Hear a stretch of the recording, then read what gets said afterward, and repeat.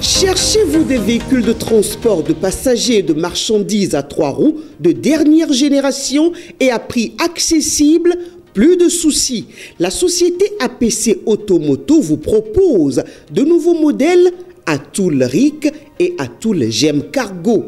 L'exceptionnel Atoul RIC pour le transport de passagers 4 places avec sa malle arrière pour les marchandises en toute sécurité est écologique, très économique, puissant, adapté à tous les terrains avec à bord un dispositif de sonorisation ultra moderne pour votre confort d'écoute. La gamme Atoul GEM Cargo, exclusivement pour le transport des marchandises et des biens, a 2 places assises en cabine avec un ventilateur qui brasse bien. Pour toute autre information, les magasins de APC Automoto sont situés à Cotonou, au quartier d'Andji, en face de l'imprimerie Toundé ou encore non loin du CEG Yagbe. Téléphone plus 229 01 99 30 15 03 ou encore le 01 44 42 70 43. APC Automoto, votre mobilité dans des moyens roulants sûrs, notre priorité.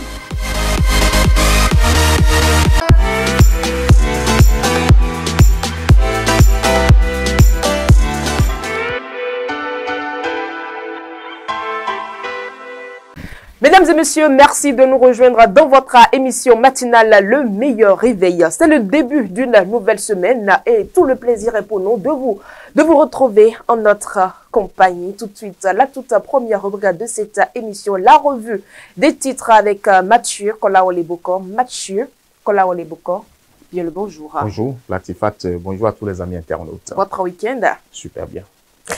Mesdames et messieurs, la revue des titres, c'est avec Mathieu.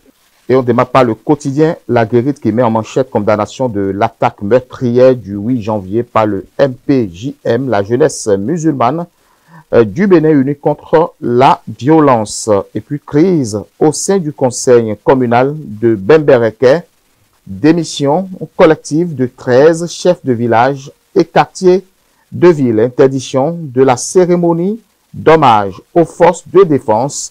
Les confédérations syndicales dénoncent une atteinte grave aux libertés. Et puis, Guérite Radio, mesdames et messieurs, sera lancée dès le 3 février prochain. Première édition de Tout Cotonou Marche en 2025. L'ONG Be The Best et la mairie de Cotonou s'unissent pour promouvoir la bonne santé. On retrouve maintenant les nouvelles du jour. Suite à l'incendie survenu à Kpakpa, la fondation Malekhoso envisage d'organiser une visite aux blessés hospitalisés pour une prière de guérison. Nord-Sud quotidien, charbon de bois et bois de chauffe. Voici les conditions de transport. Le matin, rumeur au sujet d'un coup d'État au Bénin. Wilfried Léandre Roumbedi, notre Bénin est loin des sirènes apocalyptiques. Gascani Info, nouvelle mesure de chauffe et de charbon de bois au Bénin. Un nouveau poids sur les ménages. Le coopérant Charlemagne Nyakoti au festival Porto Novo en Noma 2025. Ouida et Porto Novo sont en complémentarité et non en compétition. Et puis, Eurobond 2025, le Bénin mobilise $1 milliard US, environ 600 milliards de francs CFA. Le Patriote, troisième mandat de talon, les démentis s'enchaînent, les soupçons s'aggrave selon le Patriote. Le Télégramme, rumeur d'un coup d'État au Bénin et polémique autour d'un troisième mandat. La Constitution qui interdit plus de 2 mandats est toujours en vigueur. Patrice Talon est toujours au pouvoir. Démenti du gouvernement. Fraternité, débat sur le troisième mandat. Rangé aux oubliettes, les assurances du porte-parole du gouvernement. Je n'ai pas entendu le TOFA parler de troisième mandat. Jack Pata, supposé troisième mandat de Patrice Talon, une énième mise au point du gouvernement. Palmarès, Vodou Days 2025, une célébration mondiale du patrimoine culturel et béninois. L'emblème du jour, Jude Kweto Nyankou, un jeune leader prometteur au service de Porto Novo selon l'emblème du jour. Et puis nous allons finir, Latifat, avec La Guérite. Condamnation de l'attaque meurtrière du 8 janvier par le MPJM, La jeunesse musulmane du Bénin unie contre la violence, crise au sein du conseil communal de Bembereke, démission collective de 13 chefs de village et quartiers de ville, et puis interdiction de la cérémonie d'hommage aux forces de défense. La Confédération syndicale dénonce une atteinte grave aux libertés. Et puis première édition du Tout Cotonou Marche en 2025. L'ONG Buve Best et la mairie de Cotonou s'unissent pour promouvoir la bonne santé. Merci à vous, Mathieu Kolawale Boko. Deuxième rubrique de cette émission, la présentation de l'actualité de ce matin. Procès de Boko et Oswald Omeki, le Bénin retient son souffle. Oui, le Bénin se prépare à assister à un procès très attendu, celui de plusieurs personnalités accusées d'être impliquées dans une tentative de coup d'État contre le président Patrice Talon. Cette affaire continue de secouer le pays et diviser l'opinion publique et politique. Le procès qui s'ouvrira dès demain, c'est-à-dire ce 21 janvier, est devenu un point focal pour la politique béninoise. Des Béninois se demandent si cette affaire connaîtra le même traitement et la même célérité que deux autres affaires que sont celles de Madougou et Joël Aïvor. L'affaire Bokor et Oswald Omeki connaîtra une suite judiciaire dès ce mardi 21 janvier. Le procès des deux personnalités et leurs présumés complices s'ouvre en effet à la Cour de répression des infractions économiques et du terrorisme, CRIET, accusé de préparer un coup d'État visant à renverser le gouvernement de la rupture. Ses anciens amis de Patrice Talon connaîtront-ils le même sort que Joël Aïvor et Eric Madougou? En tout cas, seul le procès de ce mardi pourra fixer le peuple béninois. Déjà, les avocats des mises en cause crient au vice de procédure et dénoncent la lutte qu'a prise cette affaire. Les griefs des avocats, Maître Ayodele par exemple, là, nous, avocat d'Olivier Bokor, a dénoncé des vices dans la procédure judiciaire, remettant en question le respect des droits fondamentaux des accusés. Parmi les manquements soulignés, l'avocat a pointé du doigt la non-transmission conforme des dossiers d'instruction. Il explique que les documents transmis aux avocats de la défense ne correspondraient pas aux dossiers détenus par les magistrats, empêchant une défense efficace. Par ailleurs, l'omission d'inviter tous les avocats de la défense constitue également une violation directe des règles de procédure qui garantit à chaque accusé un accès équitable à la justice. Maître Ayodele a noté enfin le refus de transmettre une exception d'inconstitutionnalité à la Cour constitutionnelle conformément au Code de procédure pénale et parle d'un procès expéditif. Autre actualité, comme au Niger en 2018, la prison pour les apôtres du troisième mandat, l'une des manchettes. De Matin Libre, il faut le préciser, il faut arrêter ça et tout de suite, a-t-il écrit, et si les garanties données par le chef de l'État à travers la loi numéro 2019-40 du 7 novembre 2019 portant révision de la loi numéro 90-32 du 11 décembre 90 portant constitution de la République du Bénin en son article 42 nouveau, je cite, le président de la République est élu au suffrage universel direct pour un mandat de 5 ans renouvelable et une seule fois. En aucun cas, nul ne peut de sa vie exercer plus de 2 mandats de président de la République et en son article 2 d'ajouter la présente loi constitutionnelle portant révision de la constitution établie par une nouvelle constitution n'ont pas suffi si les nombreuses déclarations de Patrice Talon sur le sujet n'ont pas suffi à ranger ce débat sur un éventuel troisième mandat. La CRIET devrait prendre le relais et se remettre aux trousses de ceux qui appellent le chef de l'État à faire un troisième mandat. Cela est déjà arrivé au Niger en 2018. Des partisans du président Issifou Mamadou ont été poursuivis pour avoir appelé Issifou Mamadou à briguer un troisième mandat. Ils ont été inculpés pour avoir fait des propositions non agréées, formé un complot pour détruire ou changer le régime constitutionnel. Mohamed Bazoum, alors président du parti au pouvoir au Niger, avait déclaré un troisième mandat au Niger signifie un coup d'État. Nous sommes un parti qui a comme ambition de stabiliser le pays pour progresser. Et dès que la justice nigérienne est entrée dans le jeu, le débat sur un éventuel mandat au Niger a été clos au Bénin. L'ancienne ministre de l'Agriculture, vous vous rappelez, Latifat de l'élevage et de la pêche, Fatouma Amadou Djibril, avait aussi appelé à un troisième mandat du président Boniaï. Saisi, la Cour constitutionnelle de Théodore Olo avait rendu une décision en août 2014, dans laquelle, justement, elle déclare que Fatouma Amadou Djibril a violé la Constitution. C'est ce qu'il faut actuellement au Bénin. De Patrice Talon, car ceux qui appellent le chef de l'État à briguer un troisième mandat remettent en cause l'ordre constitutionnel. Ils appellent à un coup d'État constitutionnel. Ils devraient encourir la même peine que ceux qui sont en prison pour tentative de coup d'État ou complot contre la sûreté de l'État. Persister à demander à Patrice Talon de rester au pouvoir au-delà de la limite constitutionnelle peut être source de troubles à l'ordre public et si pour cela, la criette enclenche des poursuites contre d'autres, elle doit pouvoir le faire aussi contre ceux qui, dans le camp présidentiel, nourrissent le rêve d'un troisième mandat. Ce faisant, ce sera la fin du débat une fois pour toutes. Le chef de l'État ou le porte-parole du gouvernement ne perdront plus leur temps à chaque fois rassurer les Béninois sur un fait qu'il n'aura pas un troisième mandat. Les actes suffiront pour convaincre les uns et les autres et pour dissuader tous ceux qui se lancent dans cette besogne latifat juste pour se faire bien voir. C'était donc à l'instant le contenu de la manchette du quotidien Matin Libre. Hors de nos frontières au Niger, le rédacteur en chef de Canal 3 est en garde à vue après la diffusion d'un baromètre sur les ministres. Il faut jauger les ministres pour savoir exactement ce que chacun a pu faire durant l'année 2024. Malheureusement au Niger, le journaliste Seni Amadou, toujours en garde à vue, le rédacteur en chef, vous le dites si bien, de la chaîne privée Canal 3, a passé la nuit de samedi à dimanche 19 janvier à la police judiciaire. Il a été interpellé à la suite de la suspension de Canal 3 pour un mois après la diffusion par la chaîne d'un baromètre classant les ministres en fonction de leur performance au gouvernement. Cet élément diffusé par Canal 3 est pourtant un exercice habituel que la chaîne répète, Latifat, chaque année. Mais cette fois-ci, le ministère de la Communication a décidé de suspendre la chaîne et son rédacteur en chef, Seni Amadou, est interrogé par la police depuis samedi 18 janvier 2025, selon Salibou Marang, le directeur du bureau Afrique de l'Ouest de l'ONG Reporters sans frontières. Cet outil est un élément d'une sorte de radioscopie des performances des ministres où chaque ministre reçoit un point sur la base de ses efforts. Pour lui, on ne peut pas interdire à un média d'émettre un jugement sur les performances des ministres pris individuellement et dans l'exercice de leurs fonctions et qui plus est ont une obligation, disons, de rendre compte au peuple nigérien.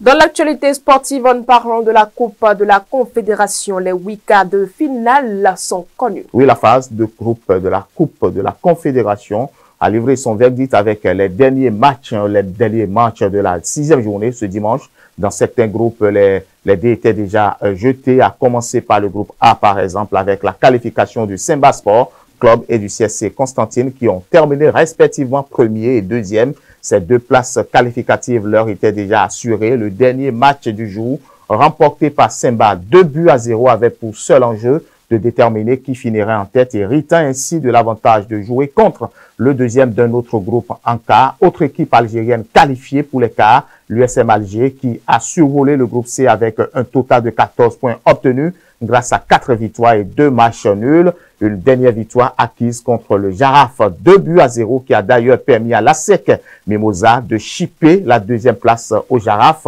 et de figurer comme seul club ivoirien en quart de finale. Dans le groupe D, les Égyptiens ont fait carton plein, Zamalek et Al-Masri qui se sont imposés respectivement contre Enyemba et le Black Bulls dans cette dernière journée, alors même que rien n'était joué pour la 10e place.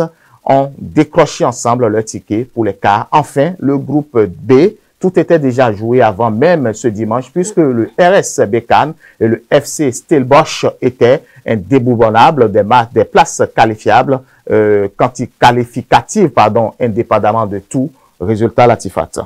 Mesdames et messieurs, c'était l'essentiel à retenir de l'actualité de ce lundi 20 janvier 2025. La suite de votre émission, tout de suite.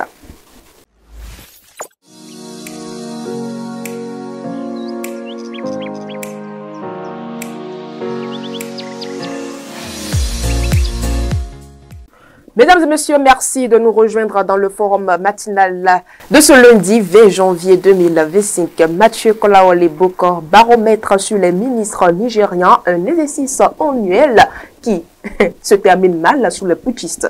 Écoutant, beaucoup de presse sont habitués à cet exercice. Loin de faire, on pourrait faire recours à Matin Libre qui fait rousirou justement à la fin de l'année pour faire le bilan des personnalités qui ont marqué la République au cours d'une année et puis voilà les personnalités qui pourraient éventuellement marquer l'année au cours de l'année 2025. On l'a dit par ici. Moi, je pense quand même que la presse pas déjà su des constats Et justement, sur ces constats, il est évident qu'il faut un quatrième pouvoir pour évaluer les politiques. Les politiques ont un rôle déterminant à jouer dans une société et personne ne peut l'ignorer, que ça soit un maire, que ça soit un ministre, que ça soit un député, etc. Donc, si éventuellement on pense qu'il faut aller à l'Assemblée, par exemple, pour aller dormir, pour ne pas prendre la parole, pour défendre sa circonscription, c'est quand même dangereux. Et nommer les ministres veut dire que les ministres ont un cahier de charge, ils ont l'obligation de respecter ce cahier de charge-là, qui pourrait participer justement à l'amélioration des conditions de vie de la population et du peuple. Alors, si Canal 3 Niger est habitué à cet exercice depuis des années, et que c'est cette année, au cours du mandat de Tiani, que cela est arrivé, c'est quand même dommage. Moi, je pense que Tiani, en prenant le pouvoir, a dit devant la communauté nationale et internationale qu'ils sont là pour mieux améliorer les choses. Parce que ça ne va pas. Il faut remettre l'ordre constitutionnel, ce qui veut dire que l'ordre constitutionnel, on n'entend pas l'ordre constitutionnel aussi que la démocratie. D'accord. Alors, où est passée la démocratie? Où est passée la liberté d'expression? On se pose la question. Moi, je pense que les militaires doivent savoir que lorsqu'ils sont militaires, la presse aussi est là pour jauger. C'est pas parce que vous avez une arme que vous avez tout le pouvoir. La presse aussi, au-delà d'une arme, a son pouvoir et la presse est libre de pouvoir jauger. Au-delà d'être politique, c'est peut-être, ça peut être divertissant, mais ça peut être aussi une leçon pour les ministres de savoir que, attention, je ne suis pas performant dans tel domaine. Il est évident de me corriger pour pouvoir joindre la performance que me demande la presse. Donc, ça permet de pouvoir s'auto-évaluer et de comprendre qu'il y a des gens qui nous suivent et on doit mieux s'améliorer. Donc, malheureusement, si on arrive à ce cas, à arrêter un rédacteur en chef, à suspendre une chaîne, à mettre les journalistes dans des conditions, c'est comment je vais appeler, difficiles, c'est quand même dommage et je pense que les politiques, beaucoup sont-ils, il faut le préciser, qui n'aiment pas les critiques, même si elles sont objectives. Mathieu Kolaolebokon, l'arrestation et la suspension de Canal 3 Niger ne sont-ils pas la preuve que le gouvernement de Tiani n'est pas vraiment performant? Oui, évidemment, parce que vous savez, cela prouve que... Bon, parce que là, on dira que la télévision a touché un point sensible. Oui, il faut rappeler que Canal 3 est d'abord une chaîne privée.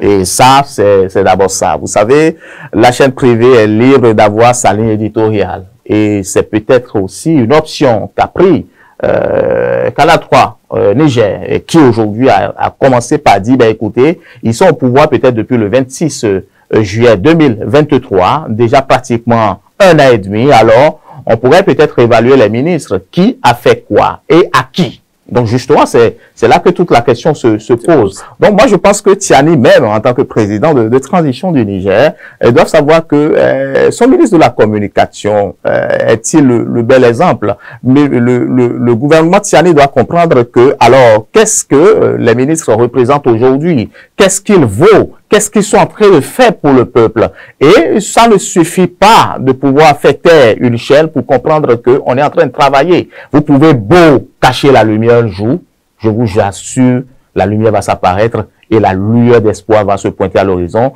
Tiani va se remettre en cause. Je parle du gouvernement Tiani pour pouvoir comprendre qu'ils sont suivis de près, que ça soit sur le plan national et sur le plan international. Il ne suffit pas de projeter les images, d'accord, traitées de façon arrangé par certains médias pour comprendre que oui, tout va bien. Lorsque ça ne va pas, il faut aussi permettre à la presse de pouvoir le dire. Et je pense que autant ils ont dit que ça ne va pas, autant ils ont évalué encore d'autres ministres, peut-être qui travaillent très bien. Alors, pourquoi les autres ministres travaillent et pourquoi pas les autres? Je pense que c'est le moment de comprendre que les gens, il y a aussi un suivi. Et c'est le moment de pouvoir revenir vers les politiques de façon générale pour comprendre que si la presse aujourd'hui, si par exemple, je dis n'importe quoi, Guéry TV dit aujourd'hui, il peut de rentrer à l'Assemblée nationale, de jauger les députés de la 9e législature, moi je ne les connais pas. Moi, je ne connais pas certains. J'étais surpris, je suis surpris d'entendre des noms que je ne connais pas. Je ne suis pas sûr que Latifat, vous pouvez rencontrer certains députés sur la voie pour que et vous les reconnaître. Je ne suis pas sûr que vous pouvez peut-être en train de tenir un débat avec un député pour qui pourrait peut-être aligner une phrase jusqu'à la fin. Je ne suis pas sûr qu'il y a des gens qui se disent qu'ils sont de tel ou tel parti qui peuvent défendre l'idéologie de leur parti. Moi, je l'ai dit, j'ai fait ce débat-là avec un député la semaine dernière, j'ai dit, parmi vous, il y a des gens qui ne s'expriment pas, parmi vous, il y a des gens qui ne parlent pas, parmi vous, il y a des gens qui ne défendent pas votre idéologie. Ils ont la chance, grâce à la réforme du système partisan, d'être élus députés, par exemple, et de se retrouver à l'Assemblée nationale. Alors, la parole est difficile. Comment défendre sa circonscription? Comment défendre le peuple? C'est justement là. Donc, je ne pense pas que, par exemple, moi, Mathieu, je puisse dire, je veux évaluer les députés de la 9e législature et qu'on va me dire, ben écoutez, on n'a pas le droit d'évaluer les performances et les contre-performances d'un député, les performances et les contre-performances d'un ministre, les performances et les contre-performances d'un maire. Je pense qu'ils doivent savoir que la presse joue un rôle régulateur, la presse joue un rôle de veille, la presse joue un rôle d'auto-évaluation et chacun doit se remettre en cause pour comprendre que derrière nous, il y a des gens qui nous suivent. Derrière nous, ils sont là pour représenter le peuple et le peuple doit savoir ce que vous avez envoyé, vous représentez là. Voici ce que chacun fait. Voilà le résultat de chacun et au peuple de tirer les conséquences et les résultats. Donc, quitte aux prochaines élections de savoir qui nommer, qui peut être élu et qui peut-être pourrait faire n'importe quoi. Donc, moi, je pense que le président de la République, ou les présidents de la République aujourd'hui, doivent comprendre que la presse n'est pas normalement là pour détruire, la presse est là pour pouvoir régulariser et pour pouvoir corriger un peu, tant soit peu, ce qui ne va pas dans la société. Mathieu Kolaoleboko, par cette sanction de la chaîne privée Canal 3, le Niger ne vient-il pas donner en partie raison au Bénin qui trouve que le gouvernement de Tiani essaye de trouver des boucles émissaires par rapport au manquement quand on parle de la réouverture des frontières? Évidemment, c'est du saupoudrage. Moi, je l'ai dit indirectement. Quand on fait un entretien, par exemple, avec le président de la République, suivez bien, c'est juste un journaliste qui est là, un entretien. Bon, moi, à mon humble avis, je me pose la question de savoir si c'est pas arrangé. Moi, je pense personnellement que ça, c'est le problème du Niger, c'est pas mon problème. Mais je pense que au-delà de tout ce qu'on doit faire, il faut bien faire parce que quand on a promis de bien faire que l'autre et quand vous arrivez, il faut pas tomber dans les mêmes erreurs parce que mettre un journaliste en prison, ça porte gravement atteinte à la liberté. Parce que moi je dis, un journaliste ne doit pas être en prison. Un journaliste est là pour peut-être régulariser un peu la société. Et c'est notre rôle. Quand ça ne va pas, permettez-nous de le dire. Et quand ça va, permettez-nous aussi de le dire. On n'est pas là peut-être pour ternir l'image. Moi, je ne parle pas d'une guerre personnelle. Il y a des journalistes qui pensent que, bon, on est là pour ternir l'image d'une personnalité parce que, bon, la personnalité ne m'a pas donné peut-être de l'argent. Ça, c'est leur problème. Mais je pense que si c'est pour évaluer l'ensemble des ministères ou l'ensemble d'un gouvernement, il est évident de nous permettre parce que nous sommes basés sur peut-être certains constats et sur certaines études pour pouvoir le faire. Et s'il y a de performances et de contre-performances, je pense que c'est à saluer et c'est aux ministres ou aux politiques qui n'ont pas pu récolter les points qu'il faut selon les médias, de pouvoir maintenant se poser la bonne question ou les bonnes questions. Peut-être rencontrer ces médias-là pour dire, ben écoutez, je voudrais bien savoir sur quelle base vous êtes resté pour pouvoir faire cette étude-là. Alors, qu'ont dit peut-être les populations, qu'a dit le peuple. Et c'est à vous maintenant de pouvoir dire, bon, ok, de vous remettre en cause. Si c'est réorganiser votre cellule de communication pour que le travail soit efficace, alors c'est à vous de savoir et pouvoir prendre maintenant de nouvelles dispositions pour permettre à chacun de pouvoir dire l'année prochaine, je ne serai plus au piédestal où je suis aujourd'hui et ça va me permettre de mieux me relancer. Mais si peut-être suspendre une chaîne, suspendre un organe, arrêter un journaliste, arrêter un rédacteur en chef qui va passer 48 heures loin de sa famille, 72 heures loin de sa famille, moi je pense que le général Tiani, en tout cas le gouvernement Tiani doit se remettre en cause et pouvoir encore mieux trouver une solution et pouvoir apporter beaucoup plus de solutions efficaces et de perspectives au peuple nigérien qui en a marre et comprendre que ce que veut le peuple aujourd'hui, ce n'est que le peur, ce n'est que le pain, ce n'est que la sécurité et ce n'est que la joie. Et la paix. Et la paix. Merci à vous, Mathieu Kolaoleboko. Mesdames et messieurs, c'est tout pour le forum matinal de ce jour. Nous allons à présent marquer une courte pause publicitaire. Vous organisez un mariage, un anniversaire, un baptême, un séminaire, un spectacle, un meeting politique ou tout autre événement, Guérit TV Monde vous propose un service de sonorisation professionnelle de meilleure qualité. Pour plus d'informations, contactez-nous au plus 229 91 19 10 10. Guérit TV Monde, le leader des Web TV.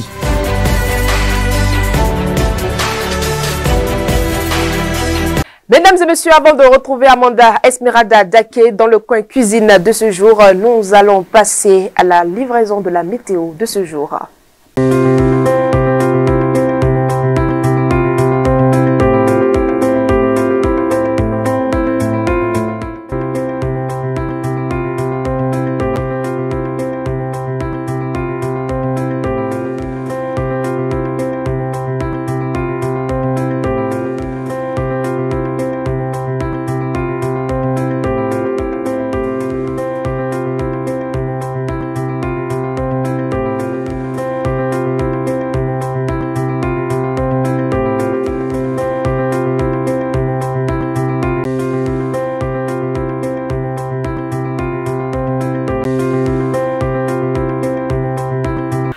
Votre rubrique santé et bien-être est à suivre à présent.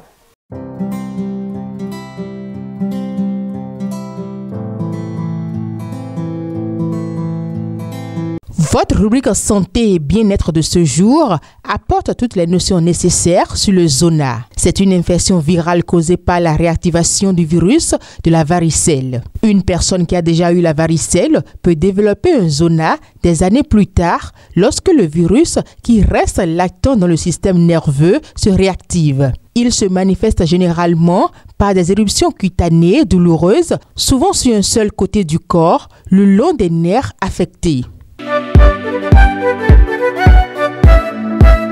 Les symptômes du zona apparaissent souvent en plusieurs étapes.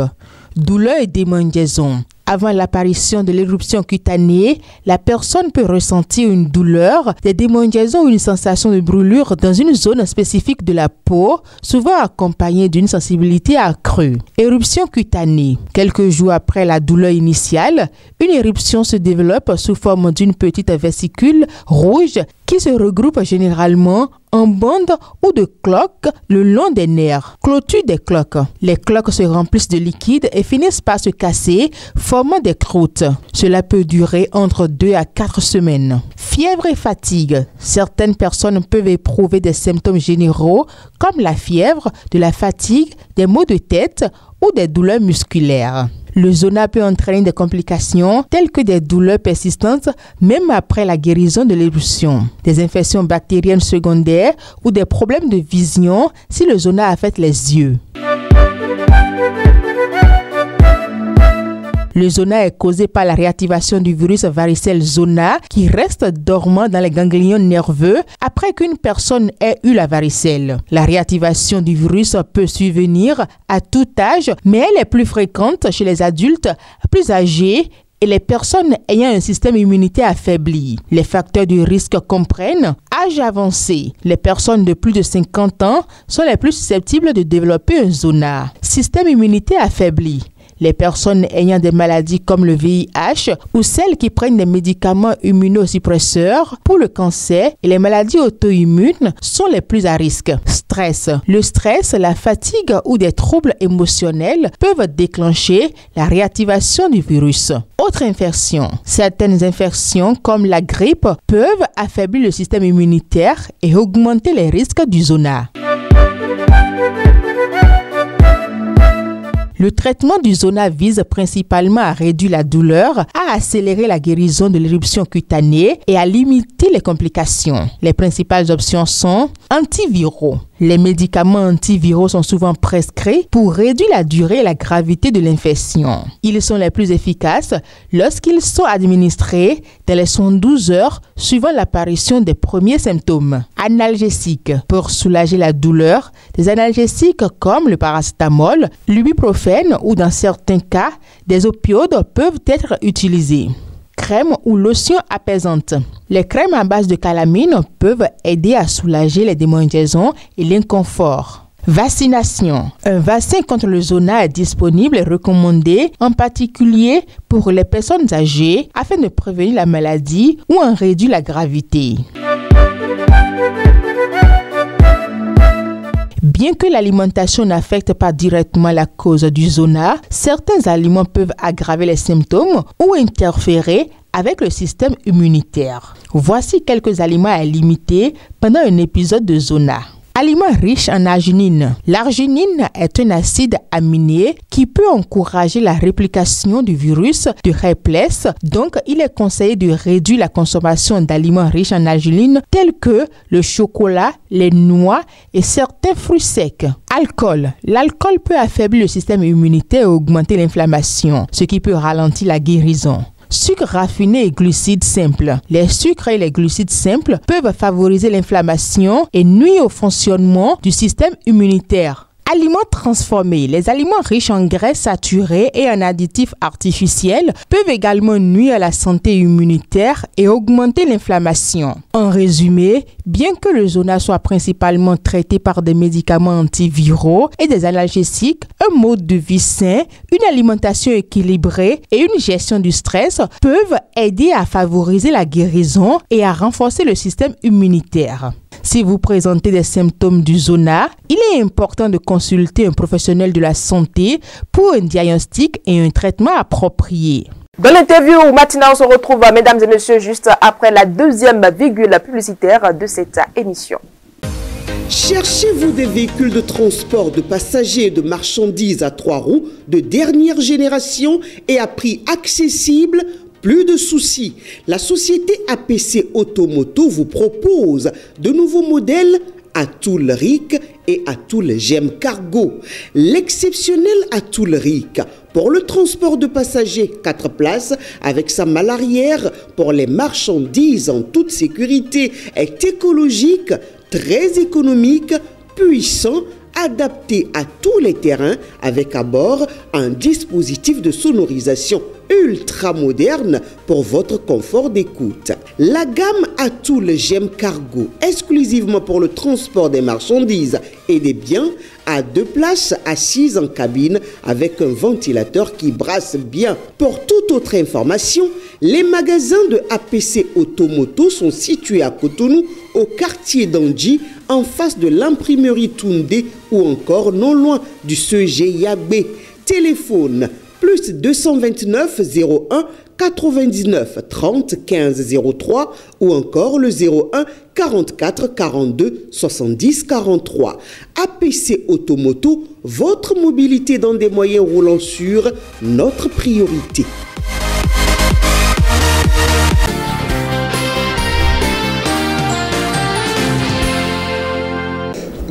Qu'est-ce que ça cache concrètement? Moi, je ne sais pas. Ce que on peut dire le moins, c'est l'indiscipline, tout simplement. C'est l'indiscipline, le non-respect des tests.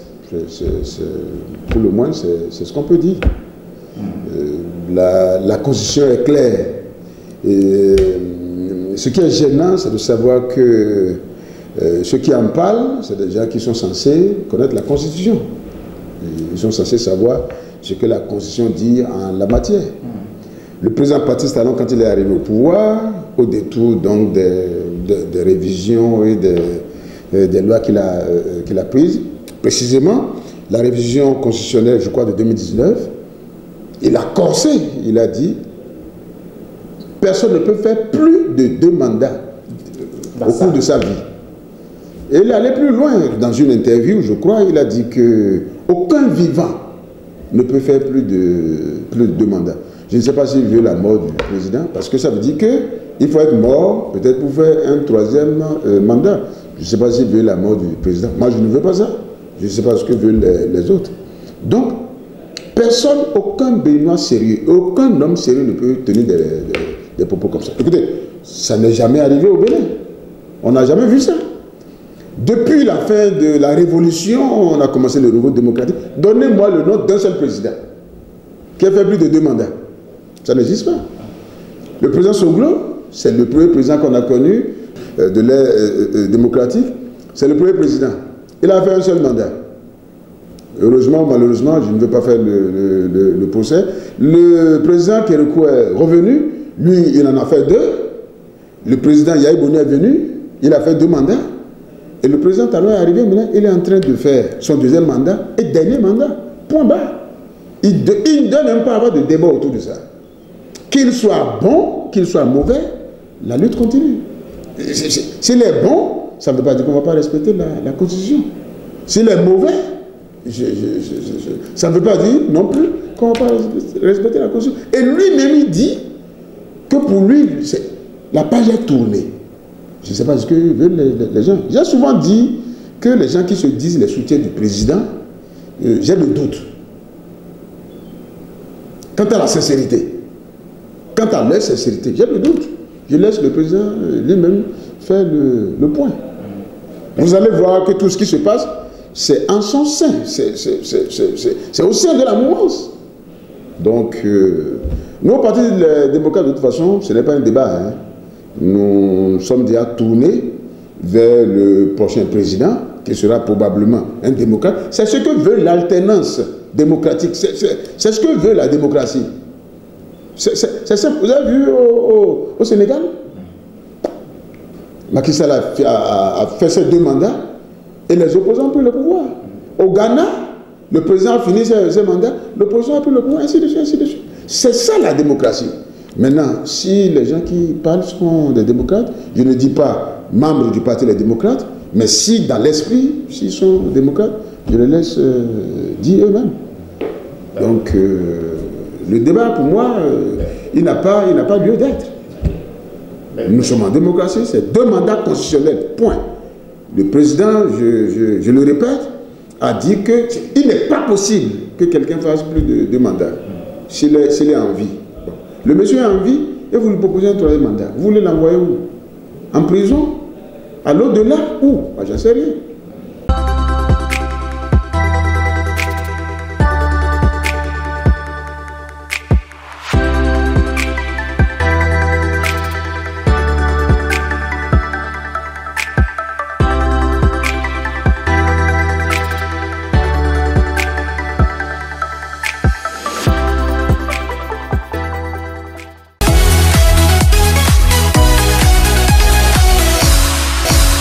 Mesdames et messieurs, c'est maintenant que nous retrouvons Amanda Esmeralda Daké qui est depuis quelques instants sur ce plateau. Amanda Esmeralda Daké, bien le bonjour. Bonjour à vous, Latifat Kaounou. Vous allez bien? Ça va. Ça fait longtemps, hein? Ah oui, ça fait un moment qu'on a Vous placé. Vous êtes caché où? Ah bon, un peu caché, mais compte tenu des vicissitudes de la vie. D'accord, tout va bien. Ça va, on grâce à Dieu. Un plaisir de vous retrouver sur ce plateau. Le plaisir est partagé. Alors, vous êtes venu comment? Avec quoi? Ah, je suis venue avec quelque chose de très simple. Dites-nous. Oui, je suis venue juste avec une sauce vinaigrette. Une sauce vinaigrette? Oui, le secret de bons plats de salade d'ailleurs. Ah, d'accord, oui, c'est vrai, hein, parce que quand la vinaigrette, elle est mal faite, votre salade n'a pas de goût. Non, du tout pas. Donc, mesdames et messieurs, installez-vous bien hein, pour connaître cette astuce, hein, pour bien réaliser votre sauce vinaigrette. On aura besoin de quoi? J'espère que ce n'est pas les sauces vinaigrettes VIP. Hein? Non, c'est quelque chose de très simple. Tout le monde peut le faire à la maison. D'accord. On aura besoin...